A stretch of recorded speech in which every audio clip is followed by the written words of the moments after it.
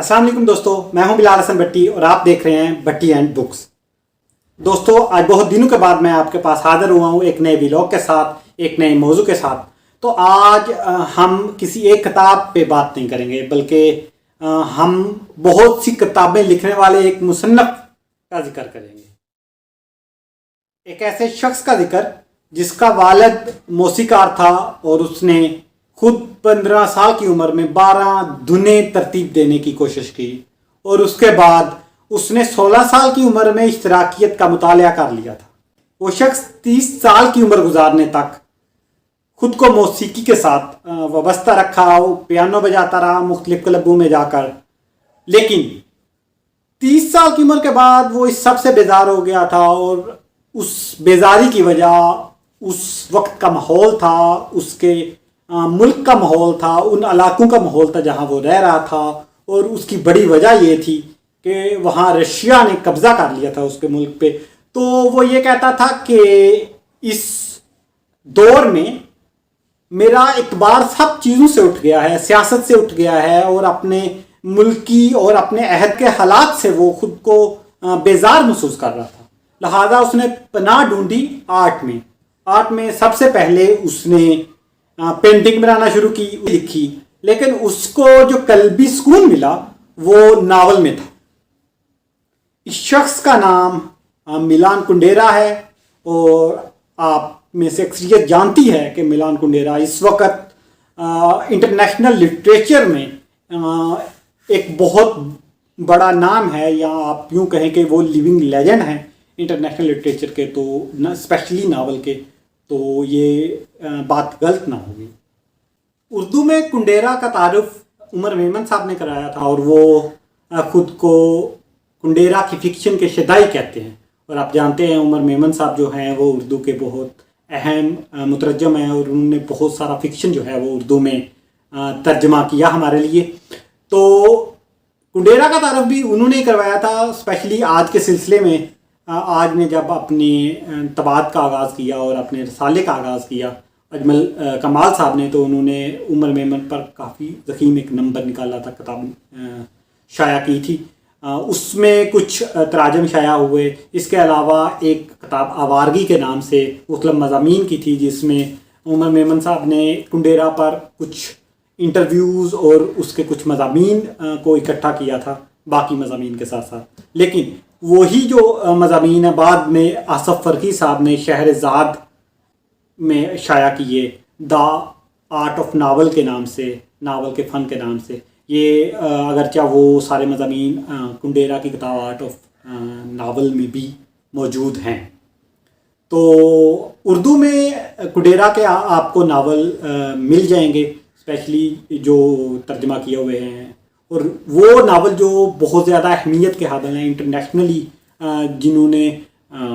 कुंडेरा को बहुत शोहरत दिलवाई, specially the book of laughter and forgetting, जिसके खंदा और फरामोशी की किताब, और इस तरह जो है वो अनबियरेबल लाइटनेस ऑफ बीइंग का तर्जमा किया है। लाफेबल लव का रिसेंटली तर्जमा हुआ है जो सईद नकवी साहब ने किया है। इसके अलावा आइडेंटिटी का तर्जमा हुआ है जो उमर मेमन साहब ने किया है। और मराजत जो इग्नोरेंस के नाम से तर्जमा हुआ है वो हमीद राजी साहब ने किया था। तो ये जो है चंद किताबें हैं जिनका उर्दू तर्जमा भी कुंडेरा की किताबों का मिल जाता है। लेकिन कुंडेरा का पहला नावल जो उन्होंने अपनी 33 साल की उम्र में जिसका आगाज़ किया था और 38 साल की उम्र में उन्होंने लिख लिया था, वो नावल था द जोक। उर्दू में द जोक पर एक मकाला भी शाया हुआ है, मेरा ख्याल वो किताबी शक्ल में शाया हुआ है, मुझे पब्लिशर का एग्जैक्ट याद नहीं है। तो उर्दू में ये काम मिलान कुंडेरा पर हो चुका है। द जोक जो है वो मिलान कुंडेरा का पहला नावल था। और आप खुद सोचेंगे 38 साल की उम्र में एक शख्स जो है वो पब्लिशर्स के पास जाता है जिसका कोई अता पता नहीं है, पब्लिशर्स को भी पहले कोई इस तरह की उसका कोई ख़ास काम नहीं है। लेकिन हैरानकुन तौर पर उसका पहला नावल ही जब शाया होता है तो उसकी पहली 3 बड़ी अशातें होती हैं और तीनों दफ़ा 3 दिन में उसके एडिशन ख़त्म हो जाते हैं। और वो नावल जो है वो कुंडेरा को शोहरत की बुलंदियों पे ले जाता है। बल्कि इवन के उसी नावल की वजह से बाद में उस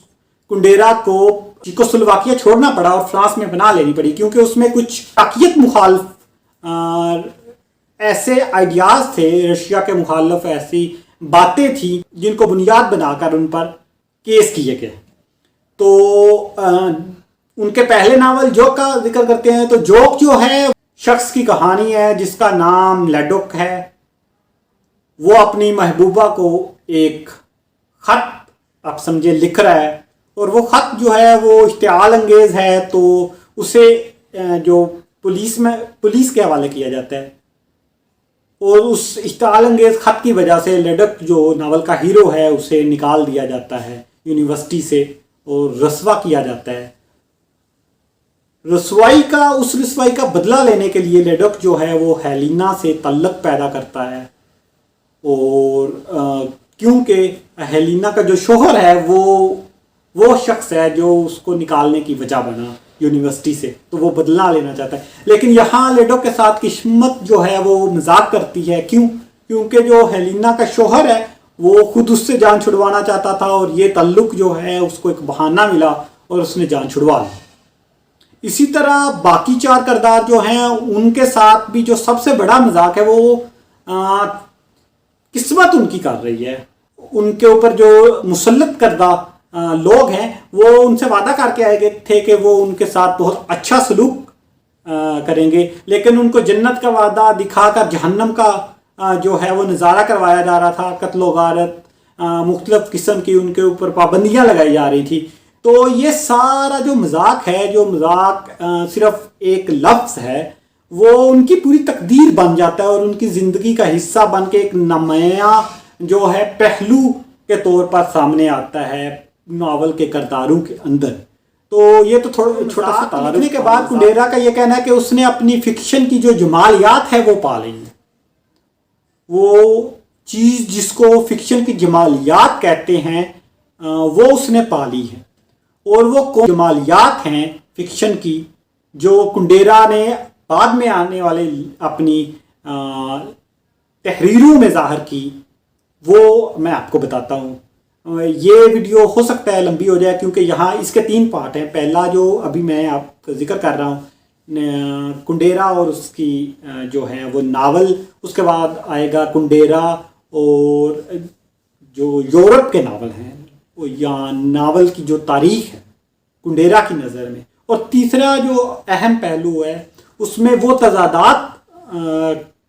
को मैं बयान करने की कोशिश करूँगा, एक्सप्लेन करने की कोशिश करूँगा जो कुंडेरा के यहाँ मिलते हैं, जो कुंडेरा की फ़िक्र में मिलते हैं। उसकी वो तारीख़ी जो मुगालते हैं जो कुंडेरा की फ़िक्शन में और फ़िक्शन की तनकीद में मिलते हैं, उनके मज़ामीन में मिलते हैं, उनका जिक्र करेंगे। अच्छा, नावल की जो जमालियात हैं जो कुंडेरा कहता है कि मजाक लिखने के बाद मैंने इनको अपनी फ़िक्शन में पाया है, वो उनकी चंद पॉइंट्स हैं। मसलन वो ये कहता है कि नावल जो है वो इंसानी वजूद की तफ्तीश है। मतलब नावल कोई किसी सच्चाई की तस्दीक नहीं कर रहा। सच्चाई मसलन वो ये कहता है कि जो मार्क्सिज्म है या स्टालिनिज्म है वो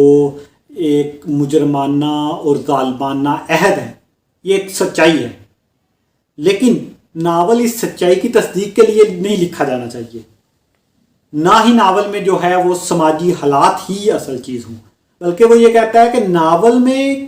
किरदार जो है, जो इनफरादी शख्स है वो अहम होना चाहिए, और उसके जो अंदरूनी कैफियत है या उसका जो किरदार है, जो उसकी शख्सियत है, उसके मुख्तलिफ पहलू की तफसील के लिए जो है वो आप अगर समाजी अहद या उस वक़्त के हालात या तारीख़ को बयान करें तो ठीक है कि वो तारीख़ जो है किस तरह असरअंदाज होती है उस नावल के किरदारों के ऊपर। तो ये ठीक है कि ये नावल जो है वो किसी भी फ़र्द की जो है फ़र्द वाहिद की कैफियत या उसकी शख्सियत को एक्सप्लेन कर रहा हूँ। उसके बाद दूसरा पॉइंट जो है वो कुंडेरा का ये है कि नावल जो है वो किसी सच्चाई की सदाकत जो है वो उस पर मोहर लगाने के लिए या किसी अखलाकी इक़दार की तबलीग के लिए नहीं लिखा जाना चाहिए। مطلب وہ یہ کہتا ہے کہ جو سچائی کی یا اقتدار کی جو تبلیغ ہے وہ تو سیاستدان کرتے ہیں، انقلابی کرتے ہیں، مذہبی عالم کرتے ہیں، کسی ملک کا صدر کرے گا، لیڈر کرے گا، لیکن ناول نگار جو ہے وہ اس سچائی کو اس طرح نہیں دیکھے گا، بلکہ وہ مثال دیتا ہے کہ مذاق میں 4 کردار ہیں، تو ان چاروں کرداروں کے متعلق میں نے اپنے آپ کو ان کے ساتھ منسلک کیا، اور ہر کردار جو ہے وہ اپنی سوچ، اپنی بات، اپنا ذکر جو ہے یا اپنے حالات جو ہے وہ خود بیان کر رہا ہے، اور ناول جو ہے وہ کسی ایک اٹل سچائی یا کسی اقتدار کی تبلیغ نہیں کر رہا، بلکہ وہ آپ کو ایک بالکل مرکب ملتا ہے مختلف سوچوں کا۔ اور اسی بات کو آگے لے کر جو ہے وہ تیسرے پوائنٹ میں یہ کہتا ہے کہ یہ ناول جو ہے وہ ایک دانشورانہ سینتھیسز ہے۔ وہ کس طرح؟ وہ اس طرح وہ کہتا ہے کہ کسی بھی جو ہے وہ فرد کے پاس تخیل ہے، معلومات ہیں، ٹھیک ہے، اور اس وقت کے عہد کے حالات، واقعات ہیں، لیکن وہ کہتا ہے کہ اس کے ساتھ ساتھ جو ناول نگار ہے اس کے پاس یہ صلاحیت ہو کہ وہ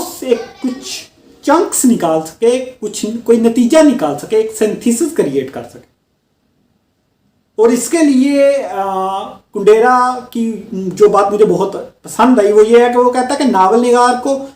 پڑھنا چاہیے، تحقیق کرنی چاہیے، ایک ایک پوائنٹ کی اس کی جس کا وہ ذکر کر رہا ہے اس کے اوپر وہ کہتا ہے کہ میں نے خود جتنی بھی چیزیں لکھی ہیں پہلے اس کے اوپر تفصیلی پڑھا ہے، اپنے عہد کے حالات یا واقعات، باتیں، اور اس کے بعد پھر میں نے اس کا جو ہے وہ ذکر کیا ہے۔ چوتھا پوائنٹ جو وہ فکشن کی جس کو وہ جمالیات کہتا ہے وہ یہ ہے کہ ناول یا فکشن جو ہے وہ وقت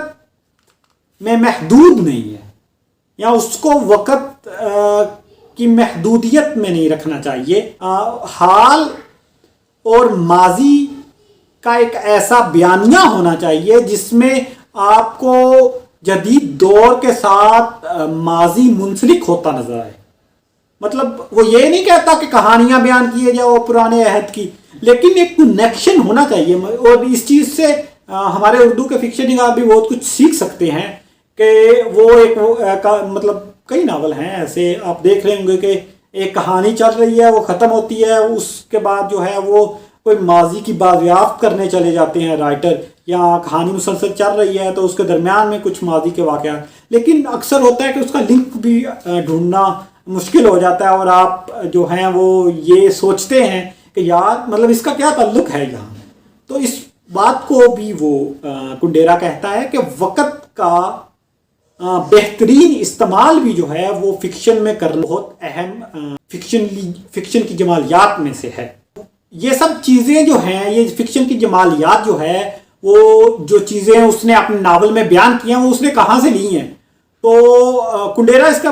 بارے میں بہت زیادہ اوپن ہے، مطلب وہ کوئی چھپا کے نہیں رکھتا کہ اس نے کیا چیز کہاں سے لی ہے، اور وہ اس کو تفصیل سے بیان کرتا ہے کہ کس کس رائٹر سے اس نے اپنے فکشن میں جو چیزیں جو موضوعات استعمال کیے ہیں وہ کس کس رائٹر سے لیے۔ مثلا وہ یہ کہتا ہے کہ اگر میرا کوئی بھی کردار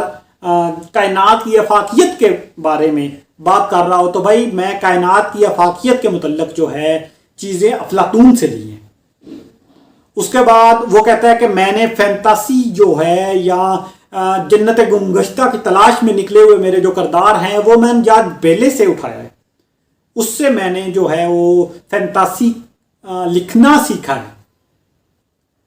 اس کے بعد وہ کہتا ہے کہ میں نے آرٹ آف افورزم جو ہے یا مثال کا فن جو ہے کہ کس طرح آپ مثال کے ذریعے فلسفیانہ مباحث کو سمجھا سکتے ہیں، اور کس طرح مثال کے ذریعے سادہ انداز میں نثر کو اس مقام پر لے جایا جا سکتا ہے جہاں وہ شاہکار تشکیل ہو۔ تو وہ کہتا ہے کہ یہ مثال کا فن جو ہے وہ میں نے نیتشے سے لیا ہے۔ وہ خواب جو حقیقت کی حد تک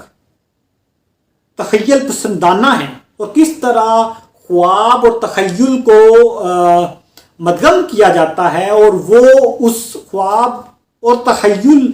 का जो मुरक्कब है उसको किस तरह जदीद अहद की तफसील के लिए इस्तेमाल किया जाता है। वो कहता है वो सब कुछ मैंने जो है वो काफ़का से लिया है, मैंने काफ़का से सीखा है कि तखय्युल की वो परवाज़ जहाँ तखय्युल और ख्वाब एक हो जाते हैं वो कैसे इस्तेमाल करती है, वो लिया है काफ़का से। इसी तरह जो है वो रोज़मर्रा ज़िंदगी में फ़लसफ़ियाना मुबाहिस का इस्तेमाल जो है वो मैंने मार्टिन हेडगर से लिया है। या वो ये कहता है कि मैंने जो है वो जिनसियत निगारी जो है वो जॉर्ज बेले से ली है। सॉरी, मैंने जॉर्ज बेले का पहले जिक्र किया फैंतासी के लिए, तो फैंतासी का वो कहता है कि मैंने राबले से फैंतासी का जो है वो फ़न सीखा है। तो ये पहला हिस्सा है जिसमें कुंडेरा जो है वो बता रहा है कि उसने जो फिक्शन लिखा है उसके असरात या उसकी जमालियात क्या हैं और वो कौन कौन से राइटर हैं जिससे वो मुतासर हुआ था। अब अगला हिस्सा के नावल और यूरोप, ये उसने अपनी किताब the tragedy of central Europe के नाम में लिखा है और उसमें मुख्तलिफ मज़ामीन हैं और इसमें ही एक मजमून जो है उसका नाम है नावल और यूरोप। तो नावल और यूरोप और नावल की अहमियत के बारे में वो ये कहता है कि वो वक़्त जब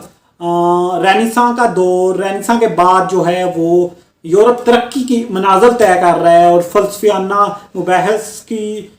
एक तरह की अज़मत को छू रहा है। अपनी फ़लसफ़ियाना मुबाहिस में उस वक़्त जो है वो इंसान को मुकम्मल डिफ़ाइन नहीं कर पाए, या जिस तरह साइंसी तरक्की अभी तक उस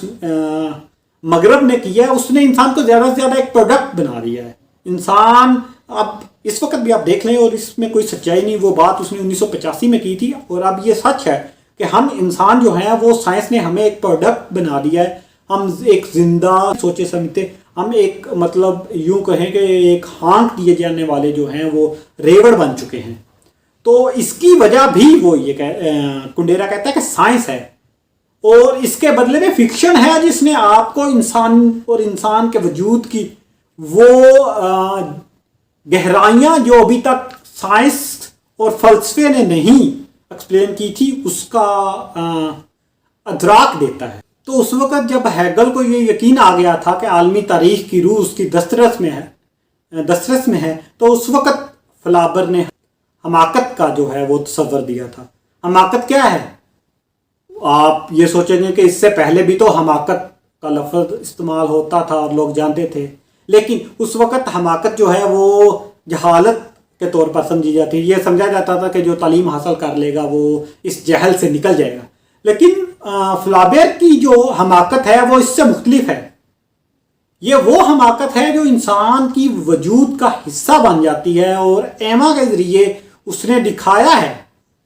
कि ये हमाकत जो है ये मुसलसल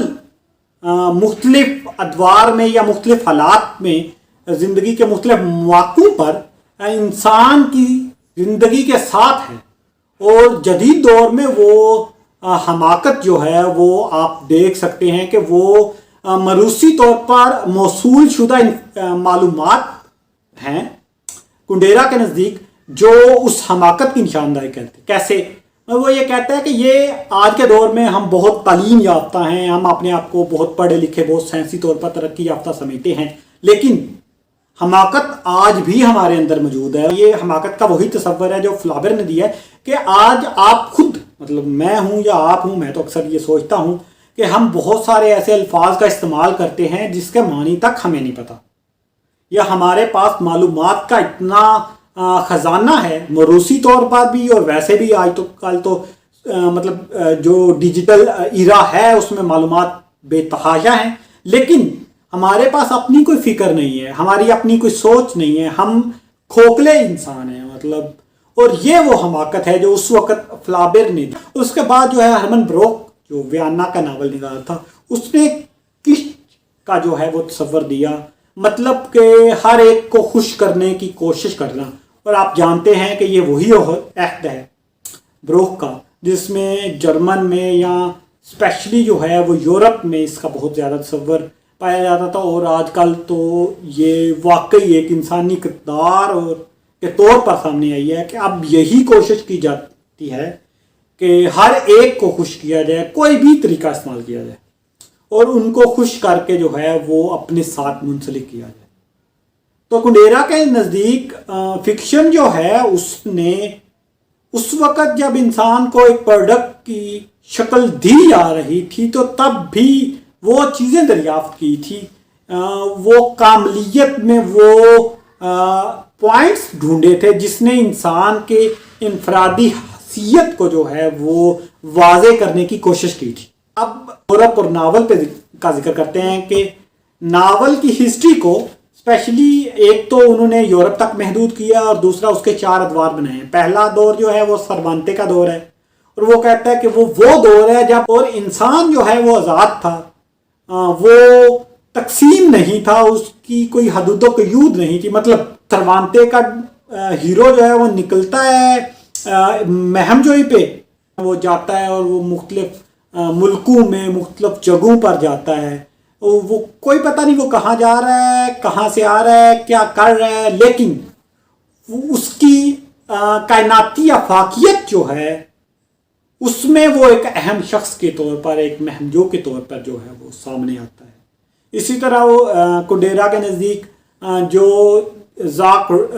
حقیقت پسند ہے، جو دیدرو کا ناول ہے، اس میں ذاک اور اس کے جو استاد ہیں وہ ہمیں نہیں پتہ کہاں سے آئے ہیں، کس زمان و مکان سے تعلق رکھتے ہیں، لیکن وہ اپنا ایک وجود رکھتے ہیں اور وہ اپنی فکری جو ہیں وہ ان پر فکری کوئی قدغن نہیں ہے، وہ بات کر رہے ہیں اور وہ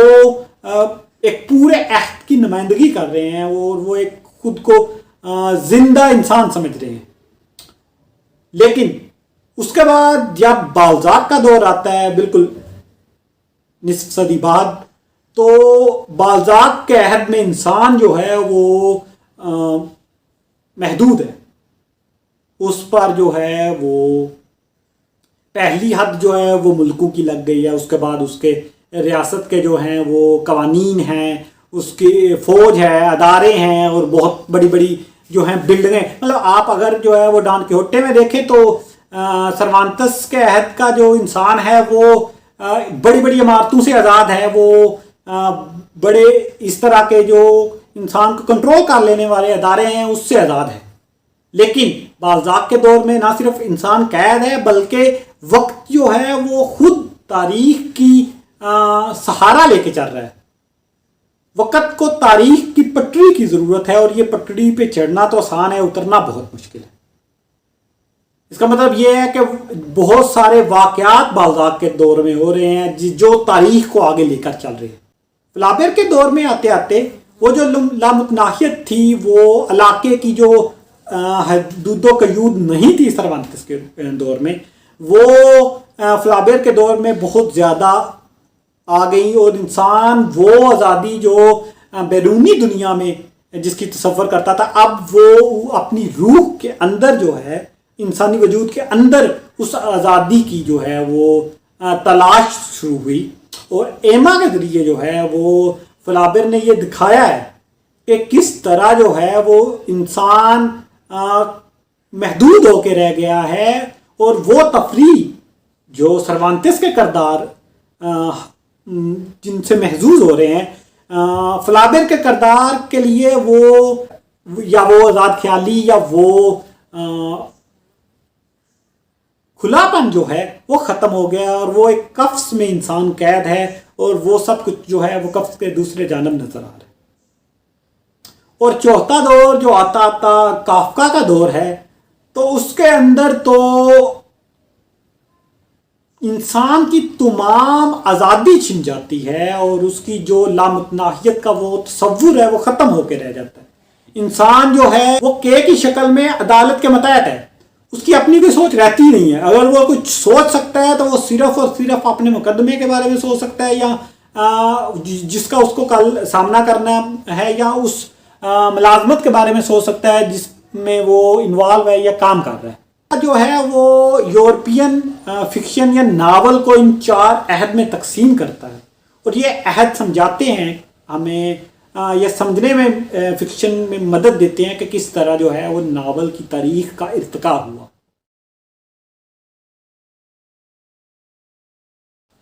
اب ہم چلتے ہیں اپنے جو اس ولاگ کے آخری حصے کی طرف، اور وہ ہیں میلان کنڈیرا کے اپنے تضادات۔ ہم یہ تو نہیں کوشش کرتے کہ یہ جو تضادات ہیں ان کو فکشن میں ڈھونڈا جائے، کیونکہ فکشن میں بہت ساری ایسی تاریخی واقعات ہوتے ہیں جو کرداروں کی تشکیل کرنے میں مدد دیتے ہیں اور اس کے لیے استعمال کیا جاتا ہے، جس میں کسی بھی ناول نگار کو لیوریج دینا بنتا ہے۔ لیکن ٹریجڈی آف ویسٹ کے مضامین میں بہت زیادہ تضادات ہیں۔ مثلا پہلا تضاد تو یہ ہے کہ وہ دوستویسکی پہ خوب تنقید کرتے ہیں اور اس کو جو ہے وہ احساسات کا ناول نگار مانتے ہیں۔ وہ یہ کہتے ہیں کہ اس کی جو ناول ہیں اس میں تفکر اور تکل نہیں ہے، بلکہ احساسات جو ہیں وہ اس قدر ایک جو احساس کا جذبہ ہے وہ ایک اقدار بن جاتا ہے، اور وہی اقدار جو ہے وہ رشین کے اندر دہشت گردی لے کے آتی ہے۔ مطلب رشین جو ہے وہ جو اس کے ملک پر قبضہ کر رہے ہیں، تو اس کی جو بنیاد وہ بناتا ہے وہ دوستویسکی کے وہ جذبات اور احساسات سے بھرے ناول ہیں جن کو بنیاد بنا، لیکن وہ یہ نہیں کہتا کہ وہ تفکر اور تکل جس کی وہ بات کر رہا ہے کہ اور جس کا وہ کہہ رہا ہے کہ وہ رشین میں ان کی کمی ہے، وہی تفکر اور تکل داس کیپٹل کے ذریعے اور اشتراکیت کے ذریعے جرمنی سے رشیا کو ملی، اور اس کے بعد اس کا اظہار رشینز نے کیا۔ تو وہ وحشت جو ہے وہ رشین کی اپنی نہیں ہے، بلکہ یورپ نے اس کو دی ہوئی ہے۔ یا دوسرے نمبر پہ جب وہ رشین کی بے رحمانہ ظلم اور جبر کا ذکر کرتا ہے، تو وہ اب 10 سال پہلے ہوئے جرمن عہد کا ذکر نہیں کرتا کہ جب پورا جو یورپ ہے وہ جرمنی کی دہشت گردی سے خوف زدہ تھا، نہ یا وہ ہٹلر کو اس طرح تنقید کا نشانہ نہیں بناتا جس طرح وہ اسٹالنزم کو تنقید کا نشانہ بناتا ہے۔ اپنا کلچر جو ہے وہ یورپین کلچر جو ہے یا سینٹرل یورپ کا کلچر بہت عظیم کلچر ہے، لیکن جو اس کی برائیاں ہیں وہ نہیں ہیں۔ اور تیسرا جو مطلب ایک بہت اہم واقعہ ہے کہ وہ ناول کو، جس طرح میں نے آپ کو پہلے ذکر کیا کہ وہ ناول کو یورپ تک محدود کر دیتا ہے، حالانکہ جب وہ یہ لکھ رہے تھے تو اس وقت تو کئی اہم ناول لکھے جا چکے تھے، اور ایون اشتراکیت سے پہلے اتنے اچھے ناول لکھے۔ ہاں، اس میں کوئی شک نہیں ہے کہ وہ ٹالسٹائے کا جو ہے وہ بہت بڑا آپ کہہ سکتے ہیں کہ مترف ہے، وہ اس کی تعریف کرتا ہے اور اس کا پسندیدہ ناول نگار ہے، لیکن باقی جو اس عہد کے ناول نگار ہیں ان کا ذکر تک نہیں کرتا۔ اور یہ وہ نفرت ہے جو یہ نفرت ہے باقاعدہ جو ان کے تجزیے میں اور ان کے فکشن میں بھی نظر آتی ہے، اور اس سے وہ چھٹکارا حاصل نہیں کر پاتے۔ اور چوتھا اور اہم پوائنٹ جو ہے وہ اسرائیل کا اس طرح ذکر ہے یا ان کی تعریف ہے یا یہودیوں کی وہ تعریف ہے جو بغیر کسی تنقید کے کی جاتی ہے۔ مطلب ان کی جو اسرائیل کی تعریف ہے یا یہودیوں کی وہ جو تعریف کر رہے ہوتے ہیں کہ انہوں نے ایک عظیم انسان کافکا جیسے یا سگمنڈ فرائڈ جیسے عظیم فلسفی پیدا کیے ہیں، تو اس میں اس کی بنیاد پر وہ اسرائیل کی تعریف تو کر رہے ہوتے ہیں یا وہ اپنے جو یورپین گلٹ ہے اس کی تسکین کر رہے ہوں گے، لیکن اس کے ساتھ ساتھ وہ اس بات کا یا اس کا ذکر نہیں کر رہے، اس ظلم و جبر کا ذکر نہیں کر رہے جو فلسطینیوں کو برداشت کرنا پڑا۔ یا جب وہ مطلب پل باندھ رہے ہوتے ہیں تعریفوں کے یورپین کی یا یورپ کی، تو اس وقت وہ بالکل بھول جاتے ہیں کہ خود جن اقدار کا، جن اخلاقیات کا یا جن باتوں کا پرچار وہ یورپ کے نام پر جس کلچر کا کر رہے ہیں، وہی یورپ جو ہے اس نے پوری دنیا کو لوٹ مارا، کھا گئے، اور انہوں نے کالونیل عہد کے دور میں کس طرح ظلم اور جبر کیا۔ اور میں کوشش کروں گا اپنے اگلے پروگرام جو یا اگلا ولاگ جو کروں وہ کلونیلزم پہ کروں، اور کس طرح کلونیلزم نے نہ صرف لوٹا افریقہ، ایشیا اور دیگر ممالک کو، بلکہ کس طرح آج بھی جو ہے وہ کلونیلزم ہمارے دماغوں پر اثر انداز ہے، اس کا ذکر کرنے کی کوشش کروں گا۔ لیکن آج کے جو ہے ولاگ کا यहीं ख़ात्मा करूँगा। ये सारी बातें या सारे जो तफसीलात हैं ये आपको कुंडेरा के नावल या कुंडेरा के नावलों में भी मिल जाएंगी, उसकी किताब ट्रेजेडी ऑफ वेस्ट में मिलेंगी और इसके अलावा आर्ट ऑफ नावल में मिल जाएंगी। तो आप ज़रूर पढ़ें और देखें। व्लॉग आपको कैसा लगा ये ज़रूर बताइएगा। अगले व्लॉग के साथ हाज़िर होता हूँ, तब तक के लिए अल्लाह हाफिज़, शुक्रिया।